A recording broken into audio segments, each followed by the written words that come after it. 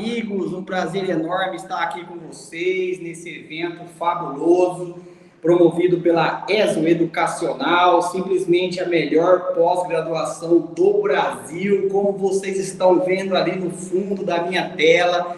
Não existe uma pós melhor do que essa, por isso eu estou aqui para lecionar, para ministrar uma palestrinha para vocês, para a gente trocar uma ideia sobre a concepção constitucional de família, tá? E convidar vocês para fazer parte aqui, para participar com a gente, para se matricular em nossas pós-graduações, que é simplesmente conciliada a prática, teoria, doutrina, jurisprudência, que você vai aprender como aplicar todos esses métodos, conciliar a prática na teoria, na jurisprudência, na doutrina, que a gente vai te ensinar tudo isso.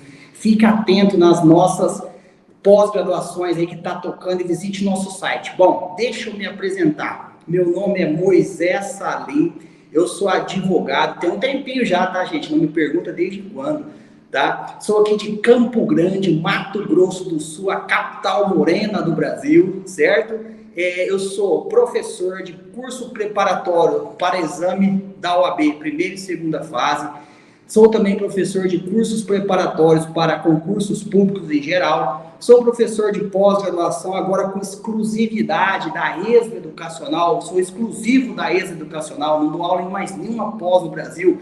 Professor Moisés Salim, conhecido como Salim aqui em Campo Grande, é exclusivo da ESO Educacional agora. Eu sou atualmente da gestão aqui, vice-presidente da Comissão de Exame de Ordem, sou vice-presidente da Comissão Acadêmica, sou mestre em DL pela Universidade Católica Dom Bosco aqui, a nossa UCDB, e sou pós-graduado pelo Damaso e pela EPD, a Escola Paulista de Direito de São Paulo e Damaso de São Paulo também. Bom, feitas essas apresentações, né, aqui a gente já começa a conversar sobre a concepção constitucional de família. Como é visto família?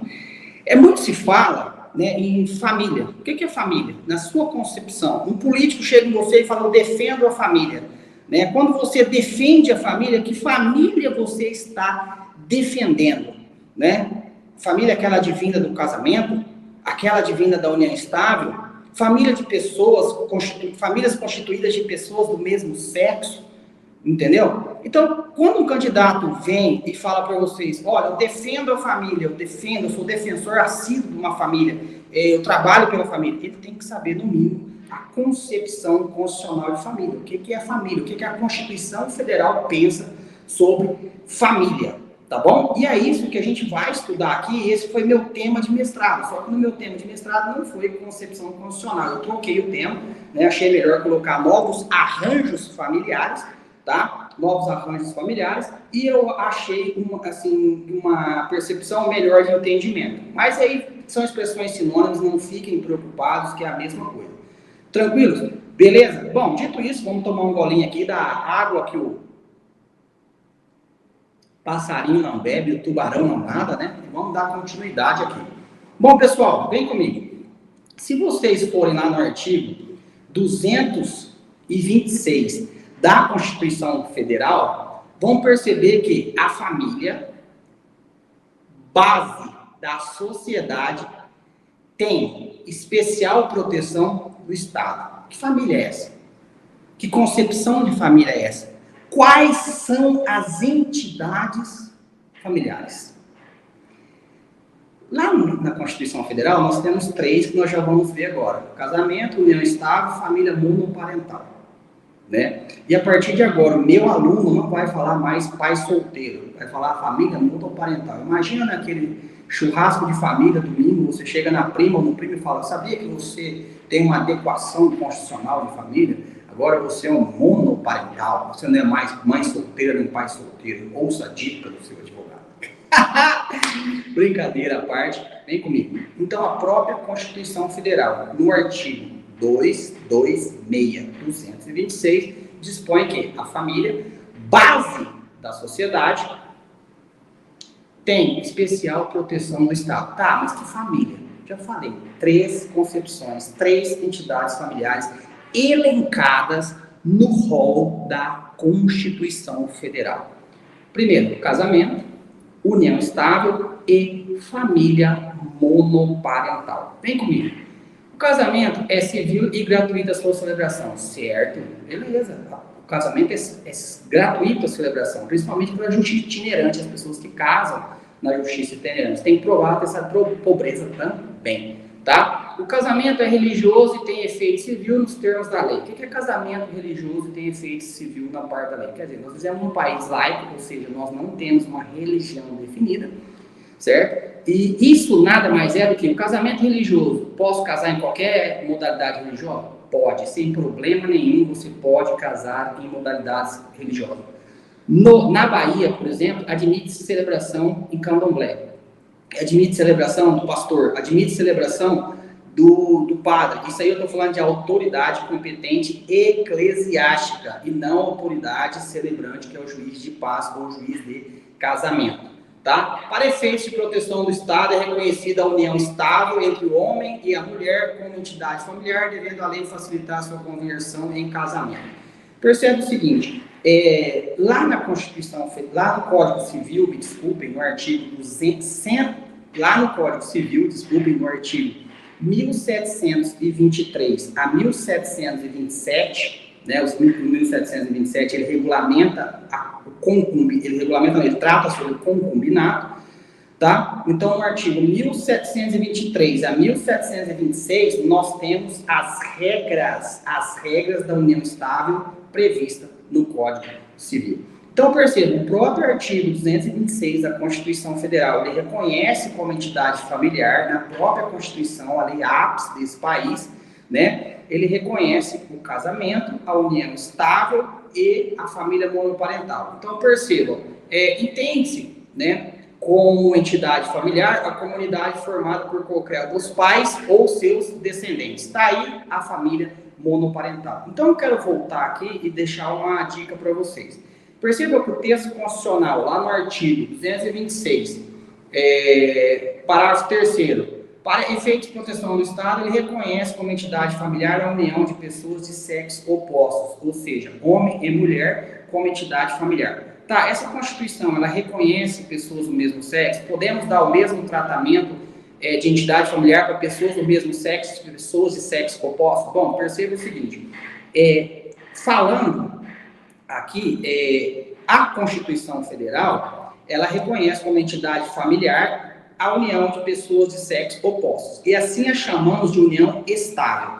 Está no Código Civil, regulamentada a partir do artigo 1723 a 1726 do Código Civil, a união estável regulamentada. Eu não gosto da expressão de chamar pessoas do mesmo sexo de união estável. Está errado na minha concepção. Pessoas do mesmo sexo podem casar? Pode. Podem viver em união estável? Não, em união homoafetiva ou isossexual. Assim foi o reconhecimento na jurisprudência através do STF, equiparando-a à união de pessoas do mesmo sexo a pessoas de sexo opostos, tá, na jurisprudência, dando os mesmos direitos e as mesmas regras da união estável e do casamento a pessoas do mesmo sexo. Então, eu não gosto, não acho certo chamar união de pessoas do mesmo sexo de união estável. Estável. Eu acho, na minha opinião, o correto é pessoas do mesmo sexo, união homoafetiva ou isossexual, tá? Conforme está no informativo do STF. Tranquilo, pessoal? Então, vem comigo. Família. Tá, família. Eu defendo a família. Uma pessoa fala para você, tá, o que é a família na sua concepção, meu camarada? Né? Bom, a família, ela tem base na sociedade, ou seja, a família é a base da sociedade e tem total proteção do Estado. A própria Constituição, né, traz 3 entidades familiares: casamento, a união estável, que é a união de pessoas de sexo opostos, com o intuito de constituir família, tá? Pública, contínua e duradoura, beleza? Bom, e a família monoparental? A família monoparental é aquela que reside qualquer um dos pais com os seus filhos. Certo, pessoal? Tranquilos? Até então, beleza? Tudo jóia? Vamos tomar um golinho aqui então de água e a gente já termina isso aqui. Vamos lá.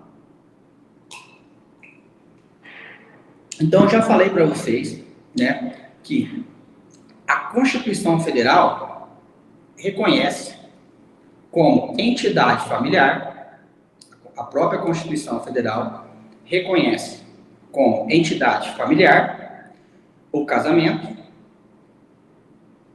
a união estável, que é pessoas de sexo do mesmo sexo, e a família monoparental. A própria Constituição. A família é a base da sociedade e tem total proteção do Estado. Tá, somente essas 3 famílias que eu falei para você? Não é somente. Não é somente essas 3 famílias que eu falei para você, que está elencada no artigo 226 da Constituição Federal.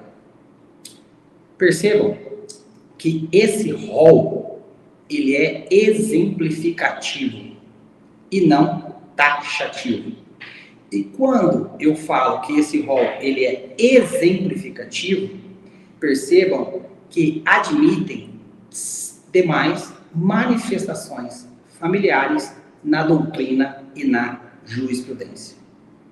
Então vamos lá, meus queridos, vem comigo. Vamos pegar do começo aqui para você entender, tá? A aula tem que ter um dinamismo assim, de início, meio e fim, para você não ficar perdido, tá? Então vem comigo aqui.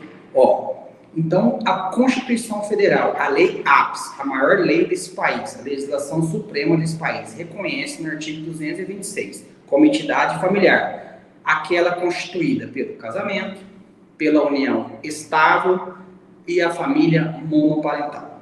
Tá? Esse rol, ele é exemplificativo e não taxativo. Sendo esse rol exemplificativo, percebam que admite-se demais manifestações familiares na jurisprudência e na doutrina. Beleza? Tranquilos? Joinha? Bom, não vai dar para a gente estudar aqui casamento. Tá? Que o casamento é muito amplo, a gente só tem, o nosso espaço de tempo não comporta estudar tudo, fazer todo o estudo do casamento. Mas vem comigo, o casamento ele pode ser constituído, né? Ele pode ser celebrado tanto como pessoas do mesmo sexo, como pessoas de sexo opostos. Então, a jurisprudência permite o casamento de pessoas do mesmo sexo, aplicando-se todas as regras do casamento de pessoas do sexo opostos. Tranquilos? Beleza? Bom, casamento, o que a gente pode falar de casamento? Né? O casamento que nós temos primeiro que estudar os impedimentos previstos lá no artigo 1521 do Código Civil, aquelas pessoas que não podem casar. Quem são elas? Pais e filhos, que é descendentes e ascendentes, né? Eu não posso casar com irmãos bilaterais, irmãos unilaterais, eu não posso casar, não pode casar as pessoas casadas, eu não posso casar com a menina que minha mulher adotou, ou ela não pode casar com o menino que eu adotei, ou vice-versa, sem problema nenhum, tá? E demais rolos elencados lá no artigo 1521 do Código Civil. Então, nós temos os impedimentos matrimoniais. Professor, se as pessoas não respeitarem, o que acontece? Não é casamento, é nulidade absoluta do casamento. Tem previsão legal lá no 1548 do Código Civil, que dispõe que as pessoas que não respeitarem, né, os impedimentos matrimoniais previstos no artigo 1521, esse casamento será nulo. Então, primeira coisa, posso escolher livremente o meu cônjuge? Não pode. Se ele estiver elencado lá no artigo 1521 do Código Civil, você não pode casar. Posso casar com a minha sogra? Não. Posso casar com a minha cunhada? Pode. Posso casar com a minha enteada? Não. Posso casar com a minha madrasta? Não. Posso casar com o meu padrasto? Não. Por quê? Porque lá no artigo 1521 do Código Civil, nós temos um impedimento matrimonial que essas pessoas são lá. Não podem casar com os afins em linha reta. Quem são os afins em linha reta? 1595 do Código Civil. Enteado, enteada, madrasta, padrasto, não pode casar. Posso casar com a neta da minha ex-mulher? Não, porque a linha ascendente e descendente, ela vai até o infinito. A linha ascendente e descendente, ela vai até o infinito. Então, se você fazer assim, um grau de parentesco, né, uma linha de parentesco, nós temos lá linha reta e linha colateral. Linha reta, ascendente, linha reta para baixo, descendente. A colateral, também conhecida como transversal, começa segundo grau, irmão, terceiro grau, tio, quarto grau, primo e acabou. O filho do primo não é nada seu, tá? O filho do primo não é nada seu. Então, eu posso casar com o primo? Pode. Eu posso casar com o tio? Depende, né? Nós temos lá no artigo 1521, inciso 4º, não podem casar os colaterais de terceiro grau. Quem são os colaterais de terceiro grau? Tio e sobrinho. Tio e sobrinho, certo? Mas nós temos o enunciado 98 do CJF e o decreto-lei 3.200 de 1941, que dispõe que pode haver, sim, o casamento entre tio e sobrinhos, desde que eles façam teste sanguíneo e não haja incompatibilidade sanguínea que ocasionam riscos à prole eventual, tá? Sem problema nenhum. Bom, gente, vem comigo. Perceba, se a gente fazer aquela árvore que a gente está estudando aqui, né? O cônjuge, ele não é o seu parente. O cônjuge, o companheiro, ele não é seu parente. Mas os parentes do cônjuge ou do companheiro são seus parentes por afinidade, mesmo após a dissolução do vínculo conjugal ou da união estável ou da união homoafetiva ou isosexual. Explico. Percebam que a sogra é parente? Ela é parente, em linha reta por afinidade. O sogro é parente? É, em linha reta por afinidade. A cunhada é parente? É, na linha colateral por afinidade. Então, a proibição legal do artigo 1595, ela é focada, ela é única para o parentesco por afinidade na linha reta. Portanto, não pode haver casamento com sogro, sogra, enteado, enteada, madrasta, padrasto, porque eles são seus parentes por afinidade em linha reta. Não pode ter casamento dessas pessoas. Não pode haver casamento dessas pessoas. Tá? Apesar do Código Civil proibir no artigo 1521, inciso 4º, o casamento de colaterais do terceiro grau, tá? Nós temos o enunciado 98 do CJF e o decreto-lei 3.200 de 1941, que permite, sim, o casamento de colaterais de terceiro grau, que são tios e sobrinhas, desde que faça um exame sanguíneo e esse exame comprove que não há risco à prole eventual. Beleza, pessoal? Tranquilos? Joinha, joinha, joinha. Bom, professor, posso casar com a cunhada? Saudações, caros alunos do ESU Educacional. Eu sou a professora Ana Júlia Caché. Eu sou a professora Aline Mendes. Sou a professora Daniele Reis. Professor Roberto. E vim aqui para dizer que com muita honra acompanho o grupo de professores de Direito Previdenciário da ESU. Participo com muito prazer, com muita alegria do corpo docente aqui da ESU Educacional. Eu sou professora da pós-graduação de Direito Civil, Processo Civil e outras pós-graduações da ESU Educacional. Estamos juntos com a ESU Educacional no seu aprimoramento em várias disciplinas da área de pós-graduação. E eu te convido a vir participar das pós-graduações, a vir conhecer a ESU. É um excelente instituto educacional para o seu crescimento acadêmico, profissional. E eu tenho certeza que vocês vão adorar. Fica aí o convite para que vocês possam ser nossos alunos. Eu espero vocês. Um beijo grande.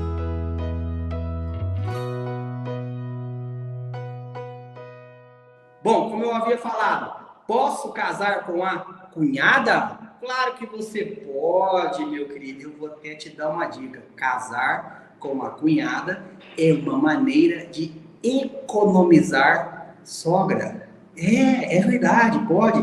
Porque a lei proíbe o casamento com afins em linha reta. A cunhada, ela tem parentesco contigo, meu querido, por afinidade na linha colateral. E se você casar com a cunhada, você está economizando sogra, porque cada dissolução do vínculo conjugal por divórcio, você deixa uma ex-sogra. É isso mesmo, meu amigo, é isso mesmo. Sogra é para a vida toda. Se você tem 9 divórcios, você tem 9 ex-sogras e 9 impedimentos matrimoniais com 9 pessoas diferentes, 9 sogras diferentes. Então, grave para você, querendo ou não, meu querido, a lei determina que sogra é para a vida toda. Não basta participar, tem que ser sogra. Ela é pro resto da vida, tá bom? Guarde isso e aguarda também a minha dica, né? Se você casar com a cunhada, você está economizando sogra. Tem alguns artistas famosos aí que tem 9 divórcios, 13 divórcios, né?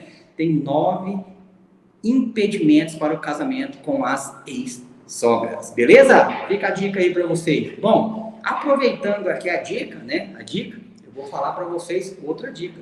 Venha para ESO Educacional, venha para ESO, deixa eu tirar o cabeção da frente.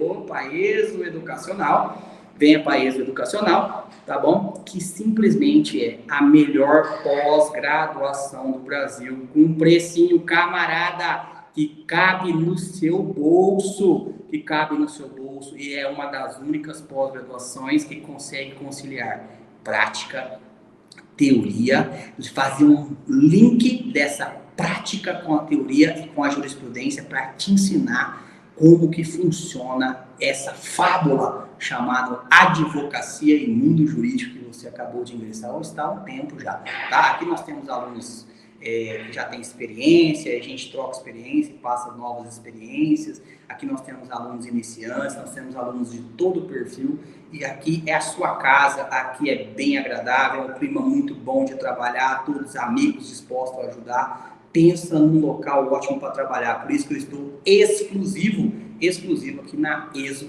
Educacional. Bom, como eu estava falando para você, economizar a sogra, né? É só casar com a cunhada, certo? Beleza. Se for bonito e compensar, é claro, né? Não vai casar com a cunhada que já vem naquele mesmo padrão da ex-mulher, né? Para você fazer uma economia desnecessária. Então não faça economia desnecessária. Beleza, meus amigos e minhas amigas que estão me olhando aí do outro lado da tela?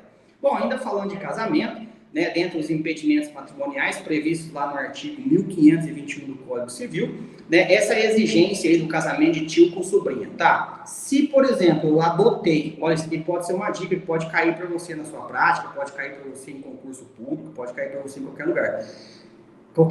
Isso aí vale para a vida, é um caso prático, eu vou falar para vocês. Por exemplo, se eu adotei uma criança e essa criança cresceu e se apaixonou pela minha irmã e tem intenção em casar com a minha irmã, eu tenho que fazer esse teste sanguíneo previsto aí, diante do impedimento legal, lá do artigo 1521, inciso 4º, que não podem casar colaterais de terceiro grau, porque a criança que eu adotei, que se tornou adolescente desde criança até a adolescência e a fase adulta, ela vai ser colateral, ela tem um parentesco colateral de terceiro grau com a minha irmã até a sua morte, isso aí é inevitável. Por exemplo, ela pode casar com a minha irmã, é necessário fazer esse teste? Bom, perceba que a resposta é bem óbvia, não precisa fazer esse teste. Por quê? Porque entre eles não tem compatibilidade sanguínea, podendo casar-se perfeitamente, sem nenhum impedimento matrimonial. Beleza, pessoal? Tranquilos? Joinha? Bom, casamento. Bom, aqui nós temos casamento basicamente para falar para vocês, depois que você fez o checklist do artigo 1521, que você já percebeu que você não pode escolher livremente o seu cônjuge, né, que tem o princípio da livre escolha, né, com quem eu vou me casar, ficar, namorar, noivar e casar. Não é qualquer pessoa que você pode ficar, casar e namorar. Ficar, namorar e noivar e casar tem uma grande diferença. Por exemplo, aquelas pessoas elencadas no 1521, você não pode casar e acabou. A proibição legal é para o casamento. Ah, professor, se eu respeitar isso aqui e casar, por exemplo, com a minha sogra, ela é minha mulher, eu casei com ela. Não, a sua sogra será ad eterna, a sua concubinato não é reconhecido como entidade familiar. Ah, professor, e o regime de bens? Não se aplica regime de bens. Ah, professor, então o que se aplica? A gente foi lá, constituiu apartamento, casa, carro, fazenda, tudo junto. Bom, nessa regra de concubinato, aplica-se, presta atenção, sociedade, de fato, com participação final nos aquestos. Vocês são sócios e um ou outro terá que contribuir para essa sociedade para partilhar. Não entra nem em sucessão. Essa é a regra básica, tá bom? Vamos dando um link aí para você ver. Bom, passei pelo checklist do artigo 1521 do Código Civil, certo? Escolhi lá uma dita cuja para casar, ou um dito cujo para casar, beleza? Qual é o primeiro passo? Eu vou para a igreja e eu vou casar na igreja. Qual igreja eu posso casar? Eu tenho que ir no cartório, não posso ir no cartório, como é que eu faço?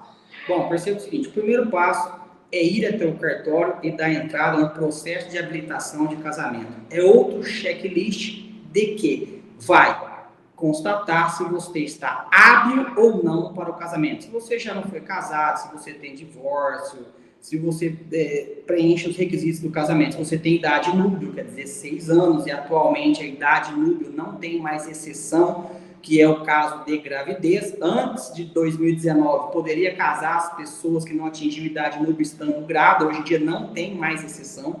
A idade núbio é 16 anos para o homem e para a mulher, sem exceções, tá? Então você vai no casamento, no cartório, dá entrada no processo de habilitação, correrão-se os proclamas, serão publicados editais, tá? Você vai ser chamado com o seu cônjuge, fala, pode casar, e de agora em diante você tem 90 dias para casar. A partir de agora você tem 90 dias para casar. Beleza? Vou tomar só um golinho aqui.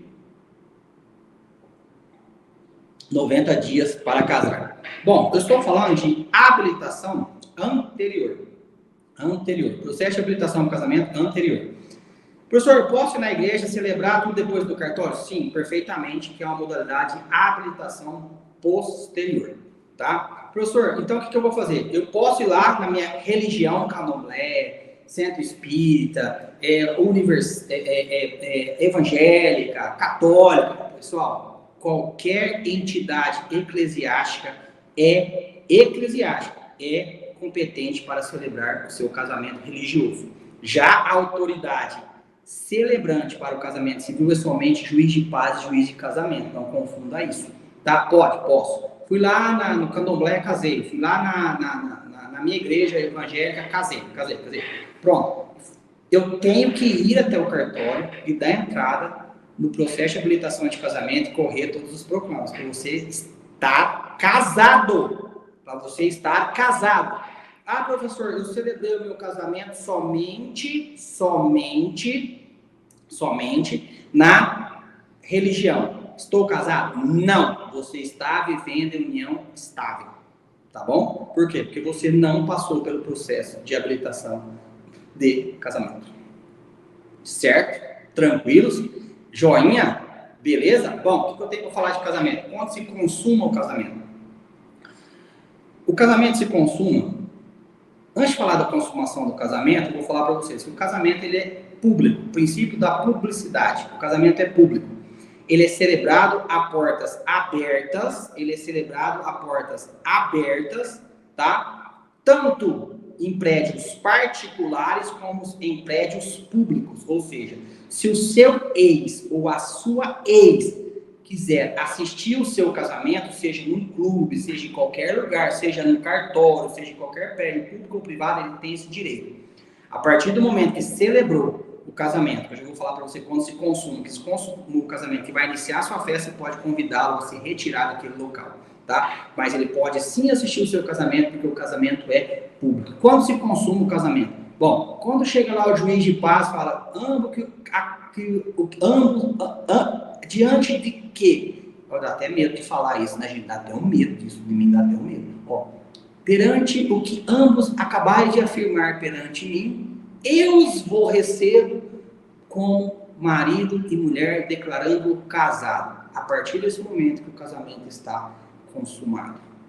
Porque se ele, na última frase, a autoridade competente der um infarto fulminante e morrer, o casamento não se consuma. Também eu vou dar uma dica para vocês, sem aquelas gracinhas, tá? Não tem outro jeito. Eu não tô com a arma na cabeça. Se eu não falo isso, eu morro.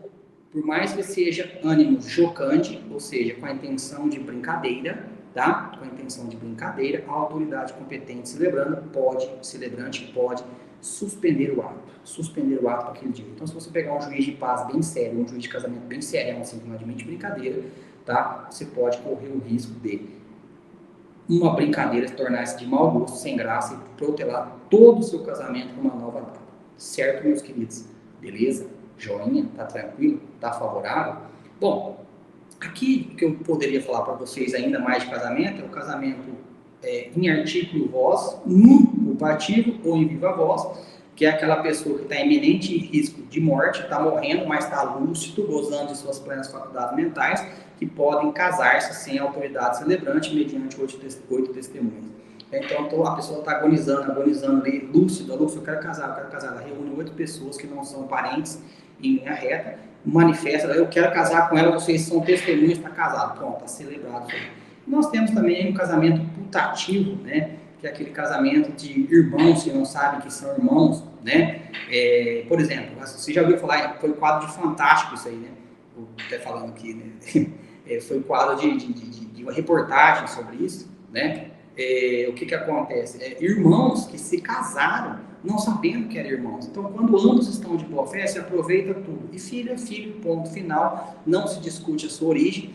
Princípio da isonomia e igualdade, artigo 5º da Constituição Federal. Então, não existe as expressões filhos impuros, impróprios, espúrios, fora do casamento, não existe isso, tá? Filho é filho e ponto final, não se discute as suas origens. Tem as modalidades também de nulidade de casamento, aquelas elencadas no Código Civil, a partir do 1558, 56 ali, certo? E vocês dão uma estudadinha nisso aí, que também não é muito assim da prática, né? Na prática quase não utiliza mais a anulabilidade de casamento, que é ato anulável, né? Ato anulável. Na prática, as pessoas mais rompem esse vínculo através do divórcio, ponto, acabou, é mais fácil, tem a emenda constitucional 66 de 2010, né? Que hoje você pode casar e descasar no mesmo dia, muito rápido. Nós estamos falando aí até de uma possibilidade de um projeto de lei, de você ir até o cartório, né, acompanhar de um advogado, faz o divórcio e o cartório só comunica o seu ex-cônjuge lá que ele está divorciado, tem lá assinar a papelada. Tem um projeto de lei muito cedo para falar disso aí ainda, eu já vou falar para vocês, tá? E também, deixa eu beber uma aguinha aqui.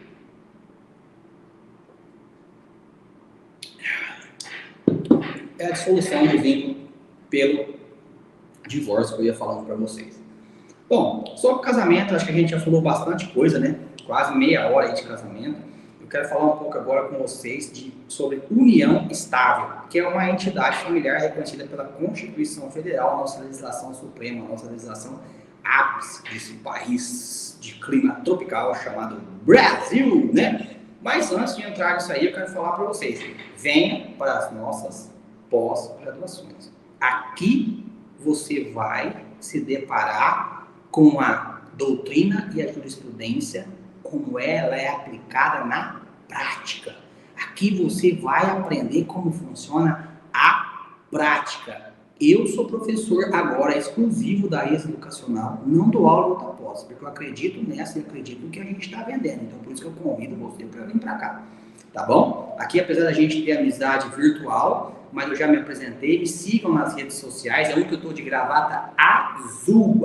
Tem uma outra que eu tô lá na bancada da UAB, que lá não sei quem fez aquele naquele Instagram, tá? Eu tô falando pra vocês, me sigam lá nas redes sociais, tô sempre à disposição aí para ajudar vocês, tá bom? Beleza? Falar, professor, eu sou aluno da ESA Educacional, vai ser um prazer enorme tê-los vocês nas minhas redes sociais, tá bom? Beleza, vem comigo, vou falar um pouco de união estável agora. União estável tem previsão na Constituição Federal, artigo 226, que é reconhecida como entidade familiar, e também tem proteção legal no Código Civil. Professor, e aquelas leis antes do Código Civil foram revogadas tacitamente? Houve uma revogação tácita, não se aplica mais nada. Hoje em dia, a união estável está jurisprudência e Código Civil. Ponto. Aquelas leis, nem sei aquelas leis, nem quero saber, tá? Nem faz parte. Tem umas leis que tratam a união estável. Esquece ela, joga fora. Apaga da sua memória, esquece, desapega disso. Aquelas leis não vigoram mais. Foi revogada? Não. Houve uma revogação tácita, ou seja, tornar-se obsoleta, tá? Com o advento do Código Civil. Bom, percebam que lá no Código Civil, a Constituição Federal reconhece o Código Civil, além de reconhecer, regulamenta também, né? Então perceba o seguinte, lá no artigo 1723 e seguintes, né, até o 1726, 1723 a 1723, regulamenta a união estável. A união estável é constituída por pessoas de sexo opostos, ou seja, homem e mulher, com o intuito de tendo a convivência, vou voltar aqui, a união estável é de pessoas, é uma entidade familiar constituída por pessoas de sexo opostos, cuja convivência é pública, contínua e duradoura, com o intuito de constituir família. Beleza? Tranquilos? Então, a união estável é uma entidade familiar reconhecida na Constituição Federal, reconhecida e regulamentada pelo Código Civil também, sendo a convivência pública, contínua e duradoura de pessoas de sexo opostos, ou seja, homem e mulher, com o intuito de constituir família. Agora, constituir família agora. Porque muito se confundia a convivência pública, contínua e duradoura com o intuito de pessoas de sexo oposto, com o intuito de construir família. A pergunta era quando? Professor, como assim? Bom, noivado, por exemplo. Eu vendi o meu apartamento, estou morando no apartamento da minha noiva, estou noivo, tá? Tem um noivado, coisa brega, tá? Noivado, desculpa, enxoval, desculpa, coisa brega, mais brega que noivado não existe, né? Meu noivo, minha noiva, jamais vou apresentar alguém assim que eu acho a coisa mais brega do mundo, né? Beleza? Mas vamos aqui, é o que eu acho, é o que vocês acham. Se você tem algum noivo aí, me desculpe, né? Mas o que eu acho brega, eu acho, tá bom? Vem comigo. Vamos tomar uma água aqui. Então, perceba o seguinte, se eu tenho uma convivência pública contínua, duradoura, né, de pessoas de sexo oposto, com o intuito de construir família no futuro, por exemplo, estou morando com a minha noiva, estou morando aqui, pessoas que vêm do interior, namorados que vêm do interior e vão para estudar na capital e moram no mesmo apartamento, moram sob o mesmo teto, né, você não está em união estável. Você está no namoro qualificado, que não é entidade familiar. Namoro qualificado. Assim decidiu o STJ. Para evitar, para separar muito bem o ânimos, a intenção dos conviventes. Então, se você tem uma convivência pública, contínua e duradoura, com o intuito de constituir família agora com uma pessoa de sexo oposto, você está em união estável. Se você tem uma convivência pública, contínua e duradoura com pessoas de sexo oposto, mas vai constituir família no futuro, por exemplo, mora com a sua noiva, você não está em união estável, e sim no namoro qualificado. Entendeu, pessoal, essa regra? Pegaram essa regra aí, certinho? Pegaram? Entendeu? Então, eu quero fazer com você aqui, estudado com você aqui, o artigo da união estável, tá? O artigo da união estável. Vem comigo. Ó, então perceba o seguinte, vou voltar para ESO aqui, que eu já sei de cabeça já aqui, pra gente dar uma adiantada aqui, que falta pouco tempo pra gente terminar essa aula, como voa rápido, né? Pessoal, vem comigo. Então eu falei para vocês, quem regulamenta o Código Civil? Quem reconhece a Constituição Federal e o Código Civil reconhece como entidade familiar a união estável. Bom, as pessoas separadas de fato, pode constituir união estável? Pode sim, perfeitamente possível. As pessoas separadas de fato, não existe mais separação judicial. A pessoa simplesmente falou, não quero mais ficar casado com você, porque o divórcio é um direito potestativo e não cometa esse erro de propor um divórcio litigioso. Não existe divórcio litigioso. Existe divórcio com litígio quanto à partilha de bens. O divórcio não é litigioso. Por que o divórcio não é litigioso? Porque o divórcio é um direito potestativo. Você tem o direito de ficar casado ou não. Isso compete a você, a mais ninguém. tá? Então perceba o seguinte, pode as pessoas separadas de fato, não existe mais separação judicial, constituir união estável? Pode sim. Artigo 1723, parágrafo 1º do Código Civil. As pessoas separadas de fato podem sim constituir união estável. Como que eu escolho o regime de bens?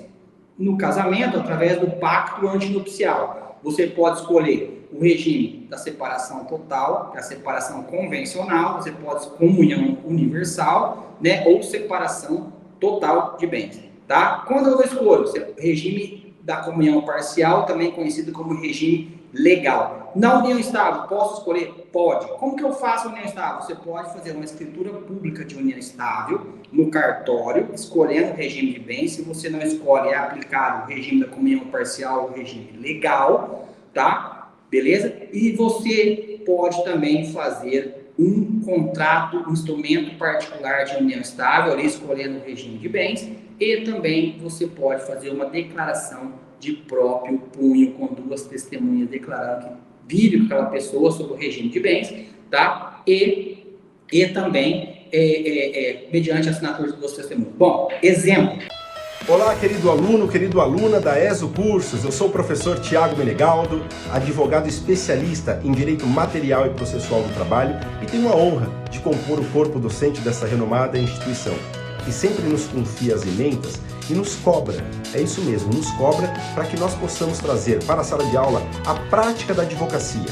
Sou profissional de RH, já atuei em RH por mais de 13 anos, também sou diplomado em segurança do trabalho, o que me permite falar com uma certa propriedade questões de normas regulamentadoras, meio ambiente do trabalho, acidente do trabalho. Você não vai se arrepender de estudar com a gente. Vem para cá que o curso é de excelência. Um forte abraço do professor. Até mais.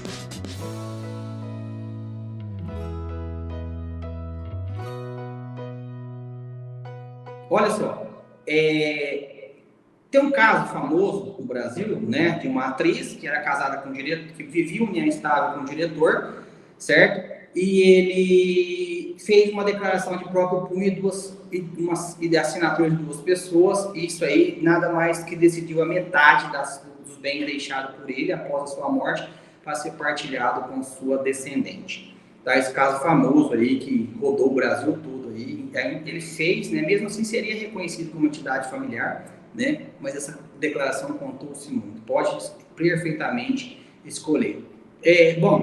União estável, a lei facilita a sua conversão em casamento a qualquer momento, tá? Tá lá no artigo 1725 do Código Civil, a qualquer momento você pode converter a sua união estável em casamento sem problema nenhum. Ah, professor, então a Constituição Federal reconhece a união estável, reconhece como entidade familiar o casamento e a união estável. É a mesma coisa, casamento e união estável? Não, não é a mesma coisa, casamento e união estável. Por que não é a mesma coisa? Porque as mesmas coisas não se convertem uma nas outras. As mesmas coisas não se convertem uma nas outras. Tá? A hierarquia entre união estável e casamento, casamento é mais que união estável? Não, não é. São isonômicas, são iguais. Né? Nessa hipótese, aplica-se aqui. A regra do artigo 5º caput da Constituição Federal, que é o princípio da autonomia ou igualdade, o princípio da isonomia ou igualdade das entidades familiares. Nenhuma é mais que a outra. Beleza, pessoal? Bom, vem comigo. O que eu tinha para falar de união estável para vocês, já o concubinato, ele não é reconhecido como entidade familiar, porque esses concubinatos são encontros às escondidas, encontros clandestinos. A concubina, a amante, só tem direito a partilhar os bens, aplicando-se as regras da sociedade de fato desses bens que eles compraram, tá? Aplicando-se as regras da sociedade de fato, com participação final nos aquestos. Ela vai ter que provar que ela contribuiu para a compra daquele bem. Tá bom, pessoal? É isso que eu tinha para falar para vocês de união estável, tá? Brevemente. Bom, o próximo rol que é reconhecido na Constituição Federal é a família monoparental, né? Que todo mundo fala aí, mãe solteira, pai solteiro. Uma família monoparental é aquela família que reside qualquer um dos pais, sendo o pai ou a mãe mono, ou um pai ou a mãe com o seu filho, tá? No imóvel. É reconhecido como entidade familiar? É. Tem proteção do bem de família? Tem. O imóvel que ele reside, o único imóvel, é declarado pelo bem de família? É bem de família. Tem todas as regras do bem de família. Se aplica todas as regras da entidade familiar à família monoparental. Vocês perceberam até agora que não houve uma mudança, né? Houve uma mutação no direito de família após o advento da Constituição Federal de 88. Certo, meus queridos? Joinha? Vou tomar uma água, desejar para você já antecipadamente um Feliz Natal e convidar você mais uma vez para visitar o nosso site e se matricular em nenhuma das nossas pós-graduações na ESO Educacional, simplesmente a melhor pós-graduação do Brasil, aquela que bate em cima da teoria, da prática, que você vai aprender como advogar, como atuar na sua carreira jurídica, beleza? Tranquilos? Bom, voltando aqui. Então perceberam que a gente falou dos roles das entidades elencadas pela Constituição Federal, sendo esse rol exemplificativo, admitindo-se demais manifestações familiares na doutrina e na jurisprudência.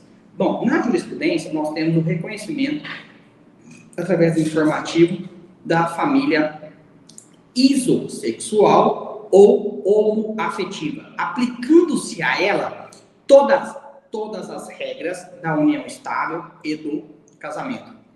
Então, tudo que eu já falei para vocês de união estável, de união estável, aplica-se à família homoafetiva ou isossexual, até mesmo a sua conversão em casamento. Pessoas do mesmo sexo podem casar? Pode, sem problema nenhum, desde que não casem com aquelas pessoas elencadas no artigo 1521 do Código Civil. Certo? Beleza? Tranquilos? Bom, quero falar com vocês agora de família anaparental. Família anaparental. Ana quer dizer sem. Família sem pais, né? Família sem pais. Ou seja, o imóvel que reside duas irmãs solteiras é considerado família? É considerado família. Tem proteção do bem de família? Tem, sem problema nenhuma. Por exemplo, vou falar para vocês agora de família, exemplo de proteção da lei do bem de família. Família unipessoal ou unissubjetiva. Uma pessoa só é considerada família? Uma pessoa só, ela é considerada família. Entendeu? Então, por exemplo, tem uma casa, o pai, a mãe e o filho, envolvem um acidente, morreu o pai e a mãe, sobrou o marido, ele deixa de ser família? Não, ele é família unipessoal ou unissubjetiva. Tem todas as proteções legais. Por exemplo, uma pessoa mora sozinha numa casa, ela se inscreve na AGEAB, ela é considerada família? É considerada família. Duas irmãs se inscrevem na AGEAB, né, para concorrerem ao sorteio de uma casa. É considerada família? É considerada família, gente. É considerada família. Então eu quero que vocês abram a sua cabeça para isso, tá? E recentemente, né, nós temos também aí, nós podemos perceber, desculpa, recentemente eu vou falar, daqui a pouco, eu vou falar agora, vocês podem perceber que a família, né, ela é baseada nos laços eudemonistas, ela é mais constituída pelo afeto que pelos laços sanguíneos. Percebam o seguinte, né, como diz aquela música do Rapa, família é quem você escolhe para viver, é quem você escolhe para você, não precisa conta sanguínea, basta um pouco de sintonia. Então a família, ela é ligada pelos laços eudemonistas, que são os laços socioafetivos, né? Então, mais uma entidade familiar aqui da doutrina que eu quero falar para vocês é a família poliafetiva, que é a possibilidade de você ter o poliamor. O que é poliamor? Né? A possibilidade de você ter mais de uma companheira. Eu posso ter mais de uma companheira, três companheiras, três companheiros, uma união entre três homens, uma união entre três mulheres, pode, sem problema nenhum. Uma união entre uma mulher e dois homens, dona força e os dois maridos, pode, sem problema nenhum. Né? Desde lá dos contos de fadas em quadrinhos, né? A família poliafetiva e a Branca de Neve. A Branca de Neve tinha 7 meio maridos, 7 anões, entendeu? 7 anões, 7 maridos, né? Desculpa, 7 maridos a Branca de Neve tinha. É o exemplo que eu dou para vocês, né? Em sala de aula, aqui dando aula. Então, o poliamorismo pode, tá, mas peraí, não vamos confundir. O CNJ mandou para os cartórios de atividade extranotarial que não faça mais escritura pública. Segura isso aí. Mas eu posso fazer um contrato de união estável, de união poliafetiva? Pode, sem problema nenhum. Pode, regulamentando tudo ali, todas as regras que nós já estudamos. Entendeu? Que não compete mais repeti-las aqui. Todas, né? Pode converter em casamento? Não. Não pode converter em casamento, porque o nosso sistema ele é monogâmico. Tá? Ele é monogâmico e ainda está vigente o crime de bigamia. Adultério não é mais crime, né? Adultério é sexo em cama alheia. Hoje em dia fala assim, infidelidade, que é um gênero que tem várias espécies. Infidelidade virtual, infidelidade casta ou da seringa, né?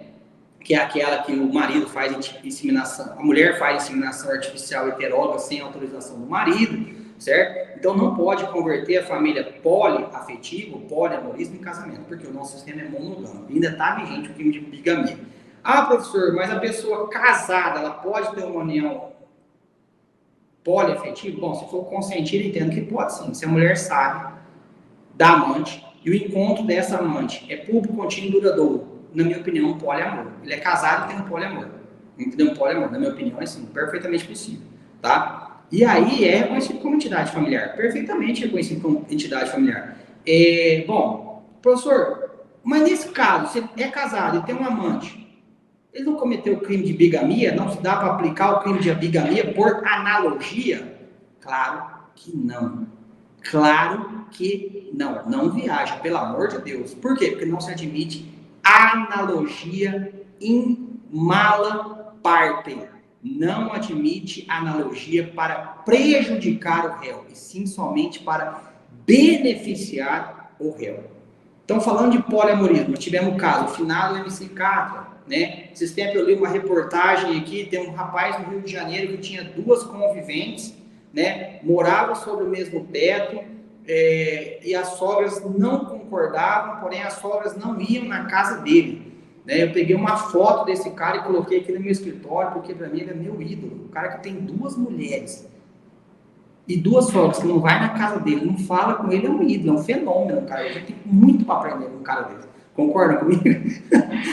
Desculpe a brincadeira, minha esposa que não me escute, está trabalhando na sala do lado aqui, já pensou, você não escuta, já vem falando para mim que estou falando mal da mão aí, né? Não, desculpa, eu vou beber uma água, né? E vamos dar continuidade aqui, pessoal. Bom, seguinte, nós estudamos aqui a concepção constitucional de família, os novos arranjos familiares. Iniciei a aula aqui, a palestra com vocês aqui, dizendo que a Constituição Federal reconhece 3, o casamento, a união estável e a família monoparental, né? Tendo aceitabilidade das demais entidades familiares, porque esse rol é exemplificativo na doutrina e na jurisprudência, certo? E falamos bastante aí das melhores, falamos de todas as entidades familiares existentes, elas são inúmeras, né? O tempo aqui não nos favorece muito para a gente falar de mais entidades familiares, mas eu quero que você grave o seguinte, que tudo isso, a base é o reconhecimento através dos laços eudemonistas, ligados pelo afeto. Tá? E retirando de uma música, eu falo, família é quem você escolhe para viver, é quem você escolhe para você. Não precisa conta sanguínea, basta um pouco de sintonia. E a pós-graduação melhor para você é a ESO Educacional. Vem para cá que a gente vai pegar na sua mão, vai te ensinar como funciona toda a prática com a teoria.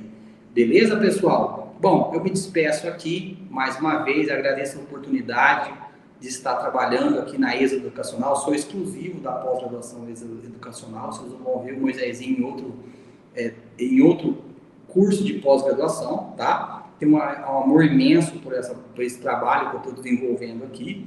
Sou aqui de Campo Grande, Mato Grosso do Sul. Me sigam nas redes sociais, estou sempre à disposição de vocês. Contem comigo sempre. Visitem o nosso site, nos encontramos em uma de nossas pós-graduações, em uma de nossas disciplinas. Um beijo a todos, fiquem com Deus, até breve, se assim Deus nos permitir. Até mais. Olá pessoal, tudo bem? Sou o professor Júlio César Sanches, advogado, professor, coordenador, escritor e com muito carinho estou aqui para convidar você. Professor Júlio, eu quero fazer a melhor pós-graduação online, EAD, prática, focada na prática. Eu quero aprender a advogar, eu quero aprender a fazer passo a passo. Existe essa oportunidade? Existe sim. Venha aprender a advogar em um ramo novo. Você que já atua em um ramo, você quer criar um braço no seu escritório, venha conhecer as nossas pós-graduações. A metodologia é única, é a única pós no Brasil que você tem plantão de dúvida, material de apoio, modelo de peça. Não é aquela pós online fria, não, pelo contrário, uma pós diferente que vai fazer a diferença na sua vida. Você quer ter sucesso profissional, você quer ajudar de verdade o seu cliente? Venha conhecer as nossas pós-graduação. ISO significa Escola Superior Universitária. Essa é a nossa faculdade que vai ajudar você. Um abraço.